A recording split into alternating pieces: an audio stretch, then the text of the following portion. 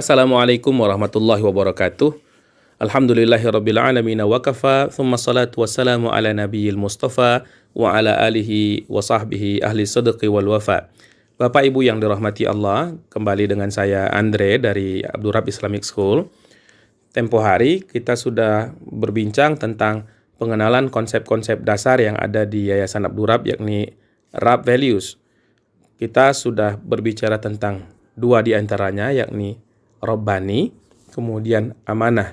Nah, kali ini kita akan melanjutkan dengan membicarakan konsep beradab. Bapak Ibu yang dirahmati Allah, dalam keseharian kita seringkali kita menyempitkan adab itu pada pemahaman kita sebatas tingkah laku yang baik, sebatas etika atau unggah-ungguh hari-hari kita. Tidak salah juga, tapi adab jauh lebih luas daripada itu. Nah, adab itu sebenarnya mengandung komponen-komponen yang banyak, di antaranya ilmu yang benar. Jadi, untuk bisa beradab, orang harus punya ilmu dulu. Kemudian ilmu itu berubah menjadi tindakan atau amal yang tepat serta tulus. Apa maksudnya tepat serta tulus? Nah, jadi ilmu membuat kita mampu melakukan tindakan-tindakan yang tepat sesuai dengan situasinya, sesuai dengan kondisinya, sesuai dengan konteksnya. Dan amal itu juga tulus dan ikhlas untuk mengharapkan ridho Allah Subhanahu wa Ta'ala. Saya beri contoh.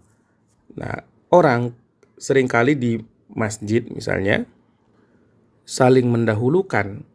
Misalnya ada saf kosong di depan, maka bapak-bapak akan mempersilahkan orang yang ada di sampingnya untuk lebih dulu mengisi saf tersebut. Ini adalah sopan santun yang biasa di antara kita. Tapi sebenarnya kalau kita merujuk kepada ilmu yang benar, hal ini kurang tepat.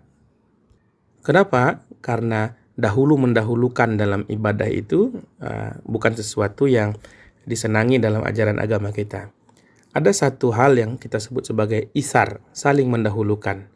Nah, para orang-orang alim kita, para ulama kita dahulu sudah memberikan konsepsi dan pemahaman kepada kita bahwa al-isar, saling mendahulukan itu, fi ibadatin mamnu'. Dalam hal-hal yang terkait dengan ibadah, itu dilarang, tidak disukai. Wa fi ghairiha mustahab. Tapi pada hal-hal yang kaitannya tidak dengan ibadah, isar itu sangat disenangi. Misal nih, kita berjalan jauh lalu kita menemukan air. Yang air itu peruntukannya untuk minum. Maka mendahulukan orang lain untuk mengambil air minum itu baik. Tapi kalau kita sama-sama dalam perjalanan, kita dalam keadaan sudah kenyang semuanya, tidak lapar, tidak dahaga lagi, kita sama-sama butuh air untuk wudhu misalnya. Lalu kita temukan air untuk wudhu. Nah, kita tidak boleh saling mendahulukan. Kita ambil dulu air wudhunya, lalu kalau tidak ada sisa ya yang lain terpaksa tayamum gitu. Kenapa? Karena ini adalah urusan ibadah. Jadi beda ya, urusan ibadah kita saling berpacu, saling berlomba-lomba. Urusan dunia kita saling mendahulukan. Jadi tidak dibalik-balik. Nah, ini yang namanya adab tuh. Maka tadi contoh yang kita berikan tentang saling mempersilahkan orang lain mengisi saf yang di depan sebenarnya kurang tepat. Harusnya mana yang kosong ya kita isi saja, karena kita sama-sama butuh pahala. Kita tidak bisa zuhud terhadap pahala. Jadi Bapak Ibu semua, kita tidak boleh zuhud terhadap pahala, tapi kita harus zuhud kepada dunia. Karena dunia sebanyak apapun tidak akan membuat kita puas. Begitu juga pahala sebanyak apapun akan terus kurang untuk kita mencapai kebaikan nanti di akhirat kita. Jadi kita bisa ambil satu simpulan bahwa adab bukan semata-mata etika, tapi adab itu adalah terkait dengan pikiran juga. Di situ ada ilmu yang benar, dia terkait dengan hati, ada ketulusan untuk mewujudkan apa-apa ilmu yang benar itu, serta dia kaitan dengan arkan, dengan anggota tubuh untuk menjadikan ilmu yang benar itu sebagai panduan beramal. Amal yang sesuai dengan situasi, kondisi, dan konteksnya.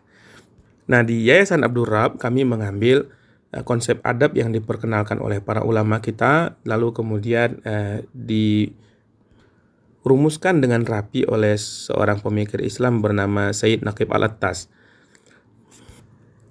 Adab kita fahami sebagai perpaduan antara pengenalan dan pengakuan terhadap realitas. Jadi, pengenalan dan pengakuan terhadap realitas. Pengenalan atau dalam bahasa Inggrisnya recognition adalah pengetahuan tentang apa? Tentang hakikat segala sesuatu yang wujud ini. Bahwa semua yang wujud di semesta ini ada tingkatan-tingkatannya, ada hierarkinya, tidak sama saja seluruhnya. Tuhan berbeda tingkat dengan makhluk. Khalik berbeda dengan makhluk kedudukannya. Oleh sebab itu, tidak boleh kita mempertuhankan makhluk. Tidak boleh juga melekatkan sifat-sifat makhluk kepada Khalik. Nah, itu satu hal tuh, adab itu. Kalau kita melihat ada orang-orang yang menyembah makhluk, maka mereka itu tidak punya adab. Tidak punya adab kita sebut dengan biadab. Jadi kesyirikan adalah kebiadaban besar. Makhluk ini bertingkat-tingkat pula. Tidak sama benda mati dengan benda hidup. Benda hidup lebih bernilai. Tidak sama antara satu makhluk hidup dengan makhluk hidup lainnya. Ada makhluk hidup itu yang tidak bisa bergerak. Dia cuma bisa punya gerakan tumbuh saja ke atas. Dia punya gerakan vegetatif. Dia kita namakan sebagai vegetable, sebagai tumbuhan. Ya, karena dia punya gerak vegetatif, dia able to vegetate. Tumbuhan tentu kalau secara kompleksitasnya berbeda dengan hewan. Hewan itu lebih rumit, lebih kompleks daripada tumbuhan. Dan manusia tentu jauh lebih kompleks lagi daripada hewan. Sesama manusia juga harus kita ketahui hakikat dan kedudukannya masing-masing, sebab tidak semua manusia ini setara. Manusia itu, kata Rasulullah SAW, seperti ma'ad, seperti barang tambang, kadzahabi wal fiddah. Ada yang emas, ada yang perak. Khiyaruhum fil jahiliyah, khiyaruhum fil islami idza faqihu. Kalau mereka faham agama, maka yang terbaik di masa jahilnya akan terbaik juga di masa Islamnya. Artinya apa? Orang Allah berikan kompetensi, bekalan yang berbeda-beda. Secara IQ, orang beda-beda, ada yang tinggi, ada yang rendah. Secara bakat, ada yang berbakat, ada yang kurang bakatnya. Nah, tapi yang paling menjadi tolak ukur utama adalah ketakwaan, karena Allah mengajarkan begitu, inna akramakum indallahi atqakum. Yang paling mulia di antara engkau adalah yang paling tinggi tingkat ketakwaannya. Oleh sebab itu, orang yang beradab akan sangat menghormati orang yang bertakwa dibanding orang kaya misalnya. Akan menghormati orang yang bertakwa dibanding orang yang punya kuasa. Jadi begitu. Dia menjadikan ukuran-ukuran yang dijadikan Allah sebagai standar, sebagai ukuran yang dia adopsi. Nah, manusia beda-beda. Nabi Muhammad SAW tentu tidak sama dengan manusia yang lain. Oleh sebab itu, memanggil Nabi Muhammad juga tidak boleh sembarangan. Kata Allah, jangan engkau jadikan panggilan-panggilan sesama engkau itu sama saja dengan cara engkau memanggil Nabi. Harus beda. Maka kita menyebut nama Nabi kita dengan penuh ta'zim. Itu adab. Jadi pengenalan itu, recognition itu mengantarkan kita kepada pengakuan, acknowledgement. Jadi adab itu adalah pengenalan dan pengakuan. Kita kenali lalu kita akui dan kita tempatkan sebagaimana mestinya. Seperti tadi, Nabi kita sebut namanya dengan ta'zim, kita bersalawat kepadanya. Nabi kita Muhammad sallallahu alaihi wasallam. Tidak boleh memanggil Muhammad saja begitu dengan tidak hormat. Begitu juga dengan para sahabat Nabi. Nah, bagaimana interaksi kita di ranah sosial kita sehari-hari? Cara kita memperlakukan guru tentu berbeda dengan cara kita memperlakukan murid. Sebenarnya orang-orang tua kita dahulu sudah mengajarkan juga kepada kita, bahkan dalam tradisi budaya kita masing-masing, apakah itu dalam adat Jawa yang memiliki perbedaan struktur bahasa sesuai dengan penggunaannya.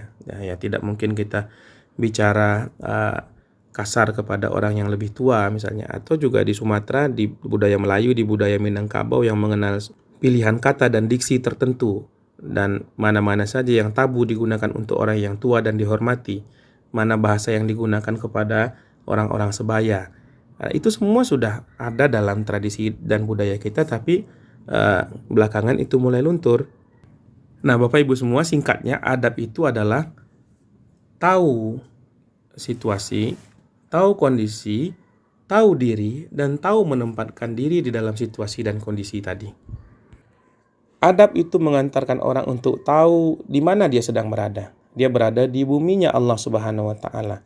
Dia mengetahui apa tujuannya, karena dia mengenali perjanjiannya dengan Tuhan. Alastu bi rabbikum, bukankah aku ini Tuhanmu? Dia berkata, bala syahidna, betul saya bersaksi. Oleh sebab itu dia menghamba kepada Tuhan. Dia tahu bahwa dirinya adalah orang yang wajib mematuhi perintah Allah dan menjauhi larangannya. Dia tahu bagaimana cara mencapai hablum minallah yang baik. Dia mengerti juga bahwa dalam pembuktiannya sebagai hamba Allah itu dia harus berbaik-baik dalam hubungannya sesama manusia. Maka dia tahu bagaimana berhablum minan nas yang benar. Mana hubungan yang harus mendahulukan bakti dan penghormatan. Mana hubungan yang harus mengedepankan kasih sayang. Mana hubungan yang harus mengedepankan toleransi. Dia dapat memilah itu semua. Inilah adab. Dan di Abdul Rabb Islamic School kita memahami bahwa pendidikan itu sebenarnya adalah ta'dib, penanaman adab. Tidak lain dan tidak bukan, pendidikan itu adalah penanaman adab. Menjadikan manusia-manusia ini orang yang beradab. Orang yang kenal dirinya, orang yang kenal Tuhannya, orang yang kenal dengan alam semesta, dan mampu menempatkan dirinya di depan Allah Subhanahu wa Ta'ala dan di tengah alam semesta yang sedang dia diami itu dalam sebaik-baik dan setepat-tepat posisi. Jadi kalau Bapak Ibu tanyakan apa tujuan kita di Yayasan Abdul Rabb, di Abdul Rabb Islamic School ini dalam mendidik anak-anak kita, murid-murid kita. Kita ingin menjadikan mereka manusia beradab. Demikian, mudah-mudahan bisa sama-sama kita fahami dan dapat sama-sama pula kita wujudkan dengan izin dan bimbingan dari Allah Subhanahu wa Ta'ala. Assalamualaikum warahmatullahi wabarakatuh.